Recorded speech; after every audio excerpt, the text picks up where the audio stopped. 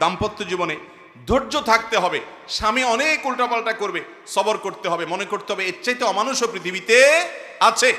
আবার স্ত্রী অনেক উল্টাপাল্টা করবে, সেক্ষেত্রেও সবর করতে হবে, মনে করতে হবে যে এর চাইতে অমানুষ অনেক আছে, এবং নিজেকে সান্ত্বনা দিতে হবে। অনেক ক্ষেত্রে কৌশলী হইতে হবে, বিশেষ করে দাম্পত্য জীবনে কৌশল ছাড়া আপনি সুখী হতে পারবেন না। আশরাফ আলী থানভী রহমতুল্লাহ আলাইহি একটা ঘটনা বলেছেন সম্ভবত একবার, যে ওনার কাছে এক ব্যক্তি এসে বলল, হুজুর আমার বাসায় যে মহিলা আছে আমার স্ত্রী, এই ভদ্র মহিলা আমি বাহির থেকে গেলেই কোনো কারণ ছাড়া অযথাই আমার উপর সে চড়াও হয় এবং খুব বাজে ব্যবহার করতে থাকে। আমি আপনার ওয়াজটা শুনে একটু সবর করার চেষ্টা করি, কিন্তু কত পারা যায়, পারি না। আপনি একটু আমাকে বুঝায় বলেন তো আমি কি করতে পারি। তখন উনি বললেন যে আপনাকে একটা বুদ্ধি শিখাই। বাসায় ঢোকার আগে দরজার সামনে গিয়ে কয়েক সেকেন্ডের জন্য আপনি একটু মাথাটা নত করবেন, করে কল্পনার জগতে ডুব দিবেন। ডুব দিয়ে নিজেকে নিজে বলবেন যে আমি এখন দরজা খোলার সাথে সাথে কথার কথা একটা কুকুর আমার বাসায় আছে, কুকুরটা আসবে, তো কুকুর মানুষ দেখলে ঘেউ ঘেউ করে, এটা করবে। এটা আপনি শুধু মাথায় মনে মনে চিন্তা করবেন। এরপরে খোলার পর মানুষকে কুকুর মনে করে ছোট করা না, মানে এটা জাস্ট একটা ট্রিটমেন্ট, যে আমি মানুষ না, মনে করলাম যে একটা মানুষের পাশে একটা কুকুর আছে, তো কুকুরটা আমাকে ঘেউ ঘেউ করবে, এটা তোমার মনে করবা। মনে করার পর এরপরে দরজা নক করবা। বউ খোলার পর যদি তোমার সাথে ঘেউ ঘেউ করে, তুমি সাথে সাথে ওই যে তোমার ধ্যান, ওই ধ্যান কল্পনার জগতে ডুব দিবা। ডুব দিয়া তোমার স্মৃতিতে আনবা যে একটা কুকুর, আমি রাস্তা দিয়ে যাচ্ছি বা কোথাও গেছি, এখন ঘেউ ঘেউ করতেছে, তো কুকুর ঘেউ ঘেউ করলে আমার সমস্যাটা কি, এটা তুমি মনে করবা। তো স্বামী বাসায় গেছে, যা দরজা খুলছে, দরজা নক করার আগে ওইরকম কল্পনা করছে, স্ত্রী দরজা খুলছে, যথারীতি জামা কাপড় খোলার পর শুরু হয়ে গেছে বিশ্বযুদ্ধ, ঠুস ঠুস শুরু হয়ে গেছে।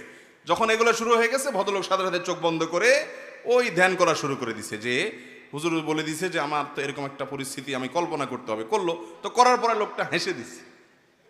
বউ চিন্তা করলে ব্যাপার কি, প্রতিদিন হামলা পাল্টা হামলা হয়, গোলা বারুদ এখান থেকে গেলে ওখান থেকেও কিছু আসে, আজকে দেখি এটা মিটমিট করে হাসে, কাহিনী কি? স্ত্রীর তো মেজাজ আরো গরম হয়ে গেছে, সে যত গরম হয় এ দেখে আরো বেশি হাসে। তখন বলল, ধরছে একটু ঠান্ডা হয়ে, স্ত্রী দেখছে না রাগারাগি করতে হচ্ছে না, বলো কাহিনী কি বলো। স্বামী তো বলে না, একটা পর্যায়ে বলে দিছে যে আসলে হুজুর আমাকে এটা শিখাই দিছে, এরপর থেকে আমার কাছে তোমার এসব রাগ ঝাগ বকা ঝকা এগুলো সব আমার কাছে একেবারে পান্তাবাদের পানি মনে হয়, আমার বরং আরো হাসি আসে। এর পরদিন থেকে আর ওই ভদ্রলোক বাড়িতে ঢুকলে বউ বেচারা ঝগড়া করতে গেলেও আবার গলা থেকে ফেরত চলে যায়, কারণ ঝগড়া করলেই তো কল্পনায় সে অন্য কিছু হবে। এ কথা শুধু মহিলাদের জন্য বলছি, মা বোনদের রাগ করার কোনো কারণ নাই। একই কথা পুরুষদের বেলায়ও হতে পারে, অনেক পুরুষ আছে এরকম ছেঁচড়ার মতো গেউ গেউ করে কি করে না, তো তাদের বেলায় যদি মহিলারা এই একই পদ্ধতি অ্যাপ্লাই করেন, ইনশাআল্লাহ অন্তত ওই গেউটা থামানোর জন্য ওষুধের কাজ দিবে। তো খোলাসা কথা হলো, সবর থাকতে হবে। রাগ হলে পাল্টা রাগ দাম্পত্য জীবনে কখনো সুখ আসার কারণ হয় না। দাম্পত্য জীবনে স্বামী হোক আর স্ত্রী হোক, ধৈর্য ধারণ করতে না পারলে কখনো শান্তি পাওয়া যায়, ধৈর্য ধারণ করতে হয়। মোহতারাম হাজরিন, আমি আগেই বলেছি এই পৃথিবী নির্মল সুখের কোনো জায়গা না। এখানে যে যত বড় ক্ষমতার মালিক হোক, যে যত বড় সম্পদের মালিক হোক, তার সুখের মধ্যে কোনো দুঃখের লেশ থাকবে না, এটা কোনোদিনই সম্ভব নয়। এখানে মানুষ ভোগ করবে, ভোগের পেছনে কষ্ট থাকবে, গোলাপের পাশাপাশি কাঁটা এখানে থাকে। অতএব এই দুনিয়ার জীবনে নির্মল সুখ নাই, এরপরও আল্লাহ তাআলা সুখ বলতে কিছু যদি মানুষকে দেন, শুধু সুখ নয়, দুঃখ যেটা মানুষের জীবনকে শেষ করে দিতে পারে, সেটা যদি মানুষের জীবনে হয় দাম্পত্য জীবনে। দাম্পত্য জীবনের সময়টার উপরে নির্ভর করে বলা যায় একটা মানুষ সুখী না দুঃখী। দাম্পত্য জীবনের আগে অথবা স্ত্রীর মৃত্যুর পরের যে জীবন আছে, এই জীবনটাকে খুব একটা মূল্যায়নে আনা হয় না যে এটাতে সে সুখী না দুঃখী। অতএব যারা বিবাহ করেছেন, যারা বিবাহ করবেন, উভয়ের জন্য কমন কিছু বার্তা আছে ভাই, কোরআন এবং হাদিসের আলোকে। মোহতারাম হাজরিন, দাম্পত্য জীবনে যদি কেউ সুখী হয় তাহলে এই ব্যক্তি সুখী। একজন মানুষ ছাত্র জীবনে হয় খুব বেশি সুখী ছিলেন না, হয়তো তার ক্যারিয়ারটা খুব ভালো করে তথাকথিত সমাজ যেটাকে গড়ে তোলার কথা বলে সেরকম ক্যারিয়ার গড়ার সুযোগ তিনি পান নাই। চাকরি জীবনে হয়তো তিনি খুব বেশি মোটা অঙ্কের স্যালারি পান না, ভালো কোনো পদ পান নাই, প্রমোশন হয় নাই, কিন্তু ঘরে তার যে স্ত্রী আছেন, এই স্ত্রী তাকে অনেক ভালোবাসেন, অনেক তার কেয়ার করেন, মন খুলে তাকে স্নেহ করেন, মমতা দেন, তার সুখ দুঃখে তার পাশে থাকেন। আবার একইভাবে একজন স্ত্রী, তার জীবনে হয়তো অনেক অপ্রাপ্তি আছে। কত মেয়ে আমাদের এই সমাজে আছে যে বাবা দ্বারায়, মা দ্বারায় অবহেলিত, ভাই বোন দ্বারায় অত্যাচারিত, নানা দিক থেকে সে কষ্টে আছে, কিন্তু তার স্বামীটা তাকে কেয়ার করে, মহব্বত করে, ভালোবাসে, স্নেহ করে, তার যত্ন নেয়। এই মহিলার সমস্ত দুঃখ দূর হয়ে যায়। ঠিক না ঠিক? তার বেঁচে থাকার একমাত্র অবলম্বন তার জীবন সঙ্গী। অতএব নবী করিম সাল্লাল্লাহু আলাইহি সাল্লাম যে বলেছেন, আদ-দুনিয়া কুল্লুহা মাতা ওয়া খায়রুল মাতা'আদ দুনিয়া আল মারআতুস সালিহা, উত্তম জীবন সঙ্গিনী দুনিয়াতে যত মানুষের আনন্দের মাধ্যম হতে পারে, সুখের উপকরণ হতে পারে, এর মধ্যে সবচেয়ে বড় সুখের উপকরণ, আনন্দের মাধ্যম হলো, তৃপ্তির জায়গা হলো একজন ভালো জীবন সঙ্গিনী। একই কথা মহিলাদের জন্য প্রযোজ্য। তার জীবনের সবচেয়ে বড় প্রাপ্তি হলো একজন ভালো জীবন সঙ্গী পাওয়া। ঠিক না ঠিক? দাম্পত্য জীবনে যদি কেউ দুঃখী থাকে, তাহলে তার শিক্ষা জীবনে সে অনেক ভালো করেছে, সবগুলো ক্লাসে সে ফার্স্ট ক্লাস ফার্স্ট হয়েছে, অনেক ভালো রেজাল্ট করেছে, কর্মজীবনে মাশাআল্লাহ অনেক বড় অফিসার হয়েছে, অথবা অনেক বড় ব্যবসায়ী হয়েছেন, সফল উদ্যোক্তা হতে পেরেছেন, অনেক পয়সা কড়ি কামিয়েছেন, সমাজে অনেক সুনাম সুখ্যাতি আছে, কিন্তু বাসায় বিশ্বযুদ্ধ লেগেই থাকে। এই লোকটাকে সমাজ তো পরের কথা, আমরা কোনো মানুষ, এমনকি সে নিজেও কখনো নিজেকে সুখী ভাবতে পারে? মোহতারাম হাজরিন, অতএব দুনিয়ার জীবনে যেটুকুন সুখ আছে সেটুকুন সুখ যদি ভোগ করতে চান, তাহলে দাম্পত্য জীবনে সুখী হওয়ার পথে আপনাকে হাঁটতে হবে। আল্লাহ তাআলা আমাদের সবাইকে দাম্পত্য জীবনে সুখী হওয়ার তৌফিক দান করুন। 10টি টিপস দিতে চাই, 10টি পরামর্শ দিতে চাই কোরআন এবং হাদিসের আলোকে, যে পরামর্শগুলো যদি আমাদের জীবনে বাস্তবায়ন করা যায়, দাম্পত্য জীবনে আল্লাহ তাআলা আমাদেরকে সুখ এবং শান্তি দিবেন ইনশাআল্লাহ। বেশিরভাগ ওলামায়ে কেরাম, বেশিরভাগ হুজুররা দাম্পত্য জীবনে অনেক বেশি সুখী আলহামদুলিল্লাহ। এবং এই সুখের যে রহস্য আছে, সে রহস্যটা আজকে ফাঁস করতে চাই কোরআন এবং হাদিস থেকে। নম্বর 1, প্রথম কাজ হলো জীবন সঙ্গী নির্বাচনে সঠিক সিদ্ধান্ত নিতে হবে। সুখী দাম্পত্য জীবনের জন্য সর্বপ্রধান শর্ত এটি। আপনার জীবন সঙ্গী, জীবন সঙ্গিনী কাকে বিবাহ করবেন, এটা নির্বাচনে বিচক্ষণতার পরিচয় দিতে হবে। যুবকদেরকে বলছি, যৌবনের একটা ভ্রম আছে, যা দেখে সেটাতেই পাগল হয়ে যায় এবং মনে হয় যে একে পেলে আমি বোধহয় রাজ্যের সব সুখ আমার ঘরে তুলতে পারবো, আর একে যদি আমি হারিয়ে ফেলি, এর যদি কোথাও বিয়ে হয়ে যায়, তাহলে আমার লাইফ পুরাই চুনা চুনা শেষ। এরকম একটা রোগ যুবকদের মধ্যে আছে না নাই? এটা ইবলিস সৃষ্টি করে। এটা কে সৃষ্টি করে? ইবলিস সৃষ্টি করে। এবং আমাদের সমাজে যে প্রবণতা আজকাল চলছে, আমি সব সময় বলি, এবং এই কথা সমাজের আরো অনেকেই বলেন, যে আজকাল বিয়ে শাদী সাধারণত মানুষের সাথে মানুষের খুব কম হয়। বিয়ে হয় ময়দার বস্তার সাথে টাকার বস্তার, সবাই না, বেশিরভাগ।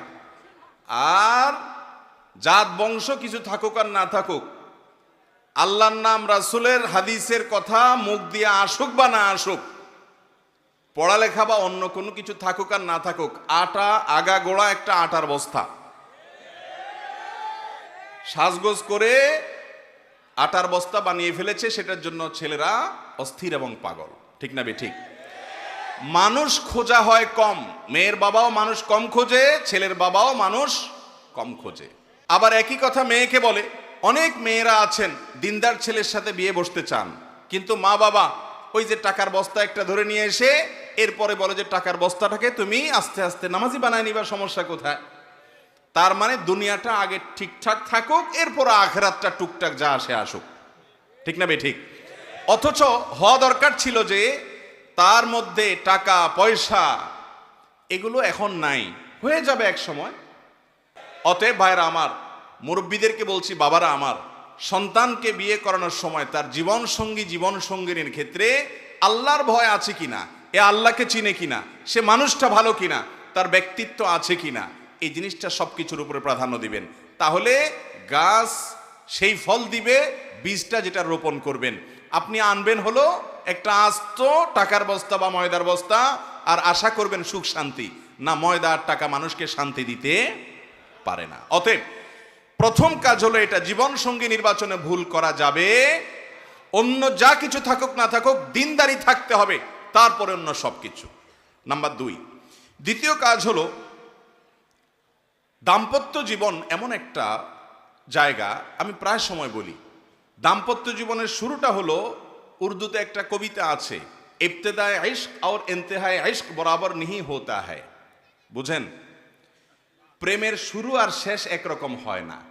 প্রেমের শুরুতে শুধুমাত্র ফুল দেওয়া নেওয়া হয়, শেষে লাঠিও দেওয়া নেওয়া হয়। ঠিক না বেঠিক? শুরুতে মোহব্বত উতরায়, উন্মাদ হয়ে যায়, মা বাপ চিনে না, নামাজ চিনে না, মুরব্বী চিনে না, সমাজ চিনে না, বন্ধু বান্ধব চিনে না, রাগ সব। এখন আমার মনের মানুষের সাথে আমার চ্যাটিং চলতেছে, কিচ্ছু চিনে না, সে ভালোবাসা উতরাইতে থাকে। এরপরে শেষ পর্যায়ে যখন চলে যায়, তখন ওই ফোন নম্বর দেখলে মেজাজটা গরম হয়ে যায়। ঠিক না বেঠিক? ইবতেদায়ে ইশক আর ইন্তেহায়ে ইশক বরাবর नहीं होता है। এটা বাস্তবতা যে প্রেমের শুরু আর শেষ একরকম থাকে। যারা বিচক্ষণ তারা একটু হিসেব করে পা বাড়ায়। ঠিক একইভাবে বৈবাহিক জীবনে তিনটা ধাপ আছে। কয়টা ধাপ আসে? তিনটা ধাপ আসে। বিবাহের পরপর ভালো হোক আর মন্দ হোক, প্রথম প্রথম নতুন জামাই বউ অনেক মহব্বত আদান প্রদান করে, অনেক ভালোবাসা, অনেক স্বপ্ন, অনেক প্রতিজ্ঞা, অনেক ওয়াদা, অনেক কমিটমেন্ট, অনেক প্রমিস, অনেক ভালোবাসার বিনিময় হয় বিয়ের পরপর। এরপর যখন 1-2 বছর চলে যায়, আল্লাহ তাআলা একটা বাচ্চা দেন। ওই বাচ্চা রাত্রে ডিস্টার্ব করে, মা উঠতে দেরি হয়েছে, বাপে ধমক দেয়। এরপরে আস্তে আস্তে দূরত্ব তৈরি হয়, ওই বাচ্চা আরেকটা বড় হয়, আরেকটু বড় হয়, আরেকটা হয়। এরপরে নানা রকম ঈর্ষণীয় মনোমালিন্য হয়। মায়ের কথা শুনে ছেলে খেপে, অথবা বউ তার শাশুড়ির কথা শুনে খেপে। আস্তে আস্তে আস্তে আস্তে আস্তে টুনটান হতে হতে যখন সংসারটা একটু ভারী হয়, ছেলে মেয়ে হওয়া শুরু করে, 2-3 বছর হয়ে যায়, ও যে ঘোরটা কেটে যায়। সহজ কথা হলো, বিবাহের পরে প্রথম প্রথম যে ঘোরটা থাকে, ওই ঘোরটা কি কেটে যায়। অনেকটা ইয়ের মতো, সফট ড্রিঙ্কসের মতো। সফট ড্রিঙ্কসের বোতল যখন আপনি মুখটা খোলেন, যেই পরিমাণ ঝাঁজ এবং তেজ থাকে, কিছুক্ষণ পরে আস্তে করে সেটা লেভেলে চলে আসে কি আসে না? বিবাহের পর প্রথম যে মহব্বত থাকে, যে বোঝাপড়া থাকে, যে আকর্ষণ থাকে, এটা আস্তে আস্তে কমে। যখন কমে, এরপর আসল রূপটা দেখা যায়। ওই যে মহব্বত উতরাইছিল একটু আগে বা কিছুদিন আগে, সেই মহব্বতের আসল রূপটা ছেলেও দেখতে পায়, মেয়েও দেখতে পায়। শুরু হয় এবার তুমুল আকারে ঝগড়া, ফাসাদ, গন্ডগোল। এটা বাস্তবতা হয়। এরপর বৈবাহিক জীবনের একেবারে শেষের দিকে যখন চলে যায়, তখন আবার ওই প্রথম সময়টা কিন্তু ফিরে আসে। অর্থাৎ বুড়া বুড়ি টোনাটুনির সাথে সম্পর্কটা খুব ভালো থাকে। আপনি আমাদের এই সমাজে জোয়ান জামাই বউ যেরকম মারামারি লেগে থাকে, গন্ডগোল লেগে থাকে, মুরব্বী চাচাদেরকে বুড়া বুড়ি এরকম গন্ডগোল লাগালাগি করে এবং চুলাচুলি করে, এরকম খুব বেশি দেখেন? একেবারেই নাই। ওই মাঝামাঝি পর্যায়ে যা হয় না হয়, শেষের দিকে আবার মহব্বত অনেক হয়। নদীর এপারে কিছুটা শান্ত, ওই পারে কিছুটা শান্ত, মাঝখানে উত্তাল তরঙ্গ। ওই তরঙ্গ দেখে অনেকে ভুল করে এবং তরি ডুবিয়ে দেয়, আর ওই কুল পর্যন্ত যেতে পারে না। আর যে বিচক্ষণ, সে জানে যে এরকম চড়াই উতরাই হবে দাম্পত্য জীবনে, বোঝাপড়ার গরমিল হবে, গন্ডগোল ফাসাদ হবে, এগুলোর সব ওভারকাম করতে হবে, একটা সময় আমার শান্তি আসবে। তো খোলাসা কথা হলো, সবর থাকতে হবে। রাগ হলে পাল্টা রাগ দাম্পত্য জীবনে কখনো সুখ আসার কারণ হয় না। দাম্পত্য জীবনে স্বামী হোক আর স্ত্রী হোক, ধৈর্য ধারণ করতে না পারলে কখনো শান্তি পাওয়া যায়, ধৈর্য ধারণ করতে হয়। নবী করিম সাল্লাল্লাহু আলাইহি সাল্লাম জীবনে অনেক ঘটনা ঘটেছে। এর আগে আমি একাধিকবার বিভিন্ন জায়গায় বলেছি। আয়েশা রাদিয়াল্লাহু তাআলা আনহা ঘরে ছিলেন, তিনি, তার নিয়ম ছিল যে স্ত্রীর ঘরে থাকতেন, রান্নাবাড়া তিনি করতেন। অন্য স্ত্রী এক বাটি খাবার দিয়ে একটা কাজের মেয়েকে পাঠাইছেন, খাদ্দামাকে, কৃতদাসীকে পাঠিয়েছেন এক বাটি খাবার দিয়ে, তরকারি দিয়ে ধরেন। তো ভালো বুড়া রান্না করেছেন, রসুলের জন্য পাঠাইছেন। আয়েশা রাদিয়াল্লাহু তাআলা আনহা দরজা খুলে দেখলেন যে কাজের মেয়ে তরকারি নিয়ে আসছে আরেক স্ত্রীর ঘর থেকে।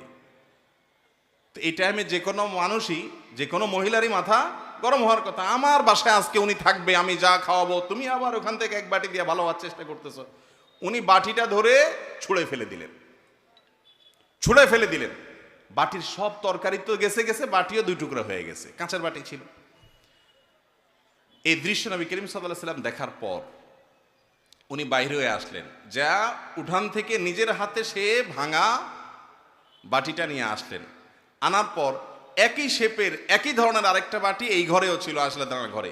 ওই খালি বাটিটা নিয়ে কাজের মেয়ের হাতে দিয়ে বললেন, এটা নিয়ে ওই বাসায় চলে যাও এবং খবরদার মুখে তালা, এখানে কি ঘটেছে এর কোনো কথা বলা যাবে না, শুধু বাটিটা সেখানে ফেরত দিবা।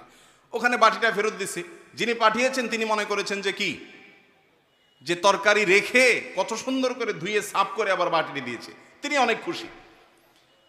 এই হাদিস বর্ণনা করার পর কোন মুহাদ্দিস, কোন হাদিস বিশারদ, কোন হাদিসের শেষে এটুকু অতিরিক্ত বর্ণনা করতে পারেন নাই যে নবী করিম সাল্লাল্লাহু আলাইহি ওয়াসাল্লাম আয়েশা রাদিয়াল্লাহু আনহাকে ডেকে দুই চারটা ধমক দিয়েছেন। আপনি আমি যদি হইতাম এই জায়গায়, আর কিছু না হোক বোর দিকে তাকায়া অন্তত বিরক্তির সুরে এটুকু তো বলতাম যে এটা কাজ করলা, তুমি বাটিটা ভেঙে ফেললা, তুমি তরকারি না নিতে বাটিটা ভেঙে ফেললা। নবী করিম সাল্লাল্লাহু আলাইহি ওয়াসাল্লাম একটি কথাও বলেছেন বলে কোনো বর্ণনায় পাওয়া যায় না। বিশেষ করে মা বোনদের একটা সমস্যা হলো যে পরের ঘর করতে গিয়ে নানা রকম ঝামেলা তৈরি হয়, তখন তারা কি করে, না এসব আর করবো না, আমি চলে যাই। এভাবে যে বেশিরভাগ মেয়ে পরবর্তীতে আফসোস করতে হয়। আর এই কারণে দাম্পত্য জীবনের সুখের দ্বিতীয় মন্ত্র হলো সবর এবং শুকর। এই দুইটা অভ্যাসকে নিজের জীবনে আনতে হবে। যাদের মধ্যে সবর নাই, যাদের মধ্যে কৃতজ্ঞতা নাই, এরা কখনো দাম্পত্য জীবনে সুখী হতে পারে। দাম্পত্য জীবনের সুখের অন্যতম মূল মন্ত্র হলো সবর করা। কারণ দুই ফ্যামিলির দুইজন মানুষ একত্রে সংসার করবে, এক ছাদের নিচে থাকবে, জীবন কাটাবে, সব কিছু ব্যাটে বলে কিয়ামত পর্যন্ত কোনো দিনই হবে। আপনি আমি কে? নবী করিম সাল্লাল্লাহু আলাইহি সাল্লামের সাথে, তার স্ত্রীদের সাথে, উম্মুল মুমিনিনদের সাথে ছোটখাটো বিষয় নিয়ে মান অভিমান হয়েছে না হয় নাই? বহুত হয়েছে। এবং সে মান অভিমানটা আমাদের মতো না, তাদের মতো করে হয়েছে। কারণ স্বামী স্ত্রী একসাথে দাম্পত্য জীবনে যখন সময় কাটাবে, তাদের মধ্যে বোঝাপড়ার গরমিল হবে। এই সময়টাতে দরকার হয় সবর করা। মনে রাখবেন, ইবাদতের অনেক বড় একটা পার্ট হলো সবর এবং ধৈর্য। আল্লাহ কোরআনে বলেছেন, ইন্নামা ইউওয়াফাস সাবিরুন আজরাহুম বিগাইরি হিসাব। যাদের পুরস্কার আল্লাহ তাআলা কোনো হিসাব করে দিবেন না, তারা হলো যারা সবরকারী, ধৈর্যকারী তারা। অতএব দাম্পত্য জীবনে ধৈর্য থাকতে হবে। স্বামী অনেক উল্টাপাল্টা করবে, সবর করতে হবে, মনে করতে হবে এর চাইতে অমানুষও পৃথিবীতে আছে। আবার স্ত্রী অনেক উল্টাপাল্টা করবে, সেক্ষেত্রেও সবর করতে হবে, মনে করতে হবে যে এর চাইতে অমানুষ অনেক আছে, এবং নিজেকে সান্ত্বনা দিতে হবে। অনেক ক্ষেত্রে কৌশলী হইতে হবে। বিশেষ করে দাম্পত্য জীবনে কৌশল ছাড়া আপনি সুখী হতে পারবেন না। দাম্পত্য জীবনে শান্তি আসার জন্য স্ত্রীর অনেক কিছুকে হজম করা শিখতে হয় স্বামীর, আবার একইভাবে স্বামীর অনেক কিছুকে হজম করা শিখতে হয় কার? স্ত্রীর। থাকতে হবে, না হলে কোনোদিনই আপনি শান্তি পাবেন না। নাম্বার 3 নম্বর হলো স্বীকৃতি দিতে হবে। ভালোটার কি দিতে হবে? স্বীকৃতি। আল্লাহ তাআলা পৃথিবীতে এমন একজন মানুষও তৈরি করেন নাই যে মানুষের মধ্যে ভালোর কোনো লেশ, নাম, নিশানা কিছুই নেই।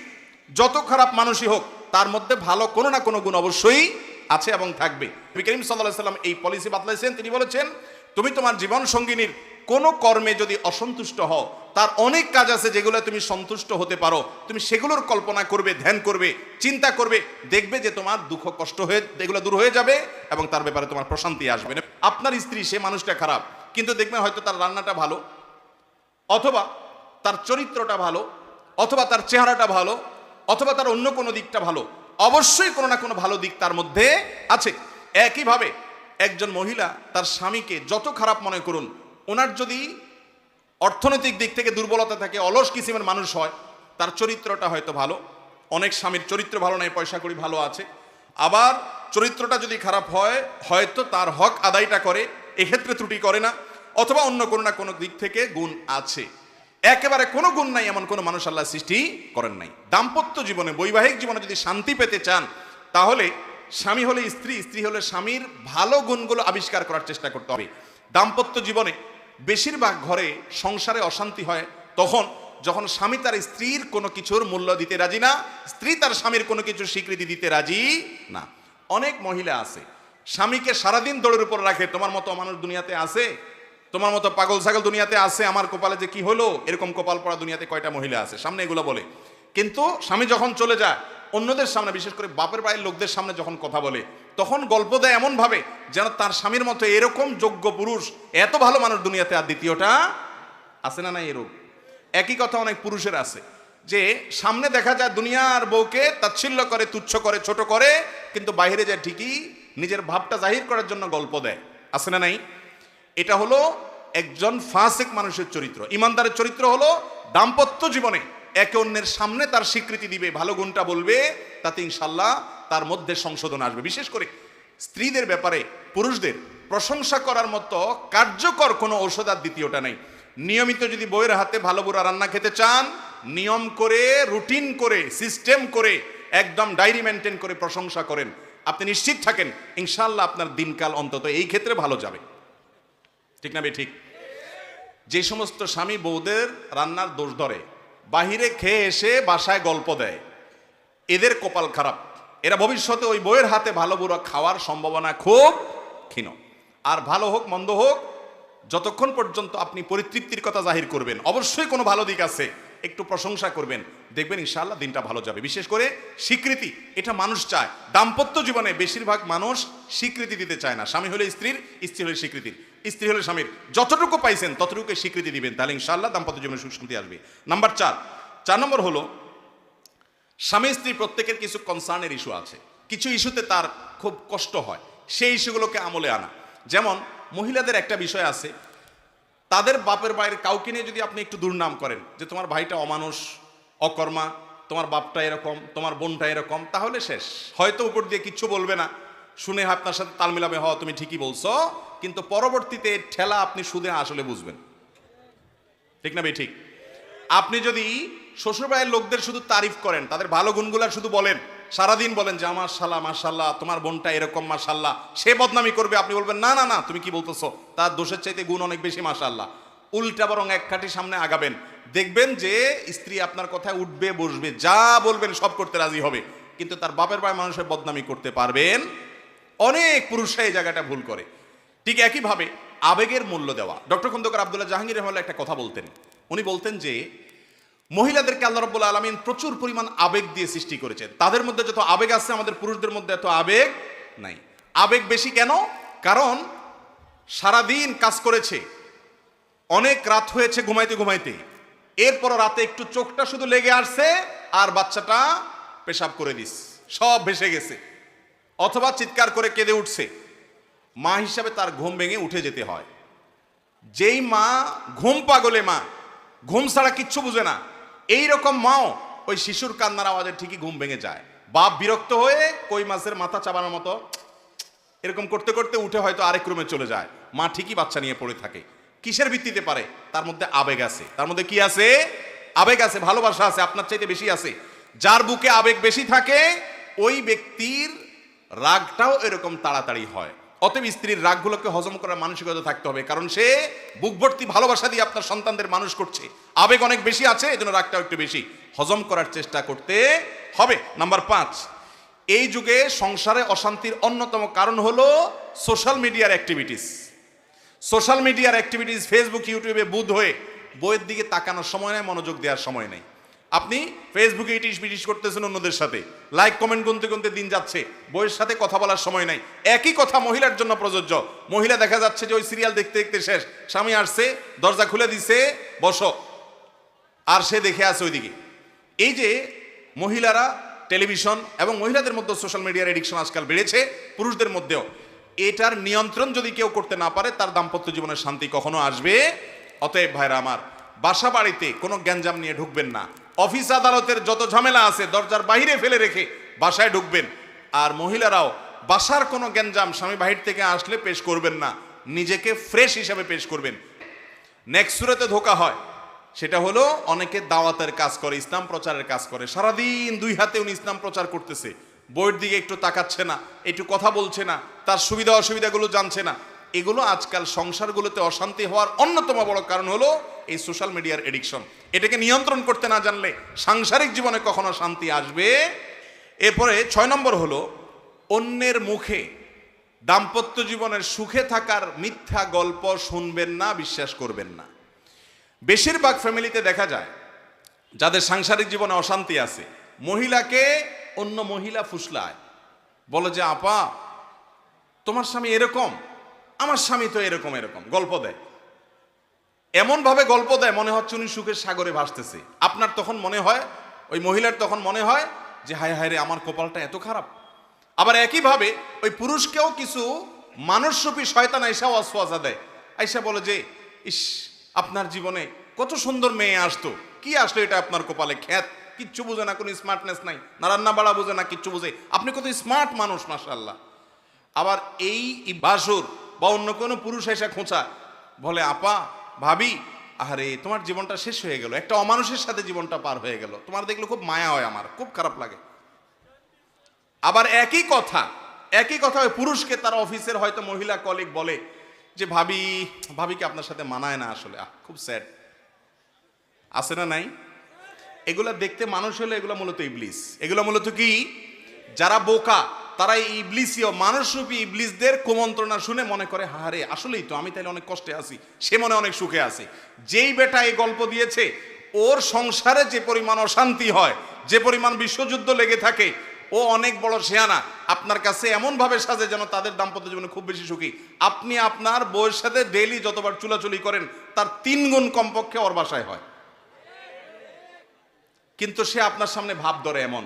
তো এই ব্যাপারে বিচক্ষণতার পরিচয় দিতে হয়। মনে রাখবেন, অনেক সময় দেখা যায় যে কই তারা তো অনেক ভালো, অনেক হাসি খুশি, ভেতরে ত্রাস হয়ে যাচ্ছে, আপনি জানেনও না। এই জন্য অন্যের সুখ দেখে বা সুখের মিথ্যা গল্প শুনে বেশিরভাগ নারী পুরুষরা, বেশিরভাগ স্বামী স্ত্রীরা ধোঁকা পড়ে যায়, এটা যেন না হয়। 7 নম্বর হলো ক্ষমা করতে শিখতে হবে ভাই। দাম্পত্য জীবনে ক্ষমা করা ছাড়া কোনো বিকল্প, নারী পুরুষ উভয়ের ভুল হবে, 2টা পাতিল একসাথে থাকলে টুনটান লাগবেই, সমস্যা হবেই, গ্যাঞ্জাম হবেই, কিন্তু আপনাকে ক্ষমা করা শিখতে হবে। আল্লাহ তাআলা কোরআনে কারিমে বলেছেন যে আল্লাহ তাআলা ক্ষমাশীলকে ভালোবাসেন। আল্লাহ তাআলা মানুষকে যারা ক্ষমা করে তাদেরকে পছন্দ করেন। আপনি যদি চান যে আল্লাহ আপনাকে পছন্দ করুক, আপনি তাকে ক্ষমা করা শিখতে হবে। অনেক পুরুষ আছে বলে যে না, আমার মাথা অনেক নষ্ট, মাথা অনেক গরম হয়ে গেছে, আমি এটা কোনোভাবে ছাড় দিতে রাজি না। এগুলো যখন বলে তখন তিনি নিজেকে খুব পুরুষ পুরুষ মনে করে, আসলে এটা আদা মহিলা। আবার একইভাবে অনেক মহিলাও আছে, যখন তেড়া হয় এমন শক্ত হয় যেন তিনি দুনিয়ার কোনো কিছু ছাড় দিবেন না। এগুলো সবগুলো হলো ভুল ভাইরা আমার। দাম্পত্য জীবনে একে অন্যকে ক্ষমা করা শিখতে হয়, যে ঠিক আছে যা হয়েছে হয়েছে, আমি মাফ করে দিলাম। এই উদারতা দেখাইতে পারলে শান্তি আসবে, আর না হলে শান্তি আসবে না। আপনি নিজের ভিতরে ক্ষোভ জিয়ে রাখবেন, কষ্টটা আপনার হবে, ক্ষমা করে দিবেন, ফ্রেশ টেস্টটা আপনার আসবে ইনশাআল্লাহ। 9 নম্বর হলো আল্লাহর কাছে দোয়া করবেন দাম্পত্য জীবনে সুখ শান্তির জন্য। আর 10 নম্বর হলো শয়তান এবং ব্ল্যাক ম্যাজিক, দুষ্ট জিনের যে প্রভাব বাসা বাড়িতে হয়, এগুলো থেকে নিয়ন্ত্রণ করার আমলগুলো করবেন। এই কাজগুলো করলে ইনশাআল্লাহ আল্লাহ তাআলা আমাদের দাম্পত্য জীবনে সুখ শান্তি দিবেন। আল্লাহ তাআলা আমাদের সবাইকে দাম্পত্য জীবনে সুখী হওয়ার, মানুষ হওয়ার এবং আনন্দময় জীবন উপভোগ করার তৌফিক আল্লাহ তাআলা আমাদের সবাইকে দান করুন। মোহতারাম হাজরিন, দাম্পত্য জীবনে যদি কেউ সুখী হয় তাহলে এই ব্যক্তি সুখী। একজন মানুষ ছাত্র জীবনে হয় খুব বেশি সুখী ছিলেন না, হয়তো তার ক্যারিয়ারটা খুব ভালো করে তথাকথিত সমাজ যেটাকে গড়ে তোলার কথা বলে সেরকম ক্যারিয়ার গড়ার সুযোগ তিনি পান নাই। চাকরি জীবনে হয়তো তিনি খুব বেশি মোটা অঙ্কের স্যালারি পান না, ভালো কোনো পদ পান নাই, প্রমোশন হয় নাই, কিন্তু ঘরে তার যে স্ত্রী আছেন, এই স্ত্রী তাকে অনেক ভালোবাসেন, অনেক তার কেয়ার করেন, মন খুলে তাকে স্নেহ করেন, মমতা দেন, তার সুখ দুঃখে তার পাশে থাকেন। আবার একইভাবে একজন স্ত্রী, তার জীবনে হয়তো অনেক অপ্রাপ্তি আছে। কত মেয়ে আমাদের এই সমাজে আছে যে বাবা দ্বারায়, মা দ্বারায় অবহেলিত, ভাই বোন দ্বারায় অত্যাচারিত, নানা দিক থেকে সে কষ্টে আছে, কিন্তু তার স্বামীটা তাকে কেয়ার করে, মহব্বত করে, ভালোবাসে, স্নেহ করে, তার যত্ন নেয়। এই মহিলার সমস্ত দুঃখ দূর হয়ে যায়, ঠিক না ঠিক? তার বেঁচে থাকার একমাত্র অবলম্বন তার জীবন সঙ্গী। অতএব নবী করিম সাল্লাল্লাহু আলাইহি সাল্লাম যে বলেছেন, আদ-দুনিয়া কুল্লুহা মাতা ওয়া খায়রুল মাতা'আদ দুনিয়া আল মারআতুস সালিহা, উত্তম জীবন সঙ্গিনী দুনিয়াতে যত মানুষের আনন্দের মাধ্যম হতে পারে, সুখের উপকরণ হতে পারে, এর মধ্যে সবচেয়ে বড় সুখের উপকরণ, আনন্দের মাধ্যম হলো, তৃপ্তির জায়গা হলো একজন ভালো জীবন সঙ্গিনী। একই কথা মহিলাদের জন্য প্রযোজ্য, তার জীবনের সবচেয়ে বড় প্রাপ্তি হলো একজন ভালো জীবন সঙ্গী পাওয়া, ঠিক না ঠিক? এই 10টা পয়েন্ট যদি মাথায় রেখে আমলে আনতে পারেন, ইনশাআল্লাহ আল্লাহর উপরে ভরসা রেখে বলতে পারি দাম্পত্য জীবনটা আপনি উপভোগ করবেন, আপনার ঘরটা জীবন্ত জান্নাত হবে এবং জান্নাতি সুখ আপনি আপনার দাম্পত্য জীবনে পাবেন ইনশাআল্লাহ।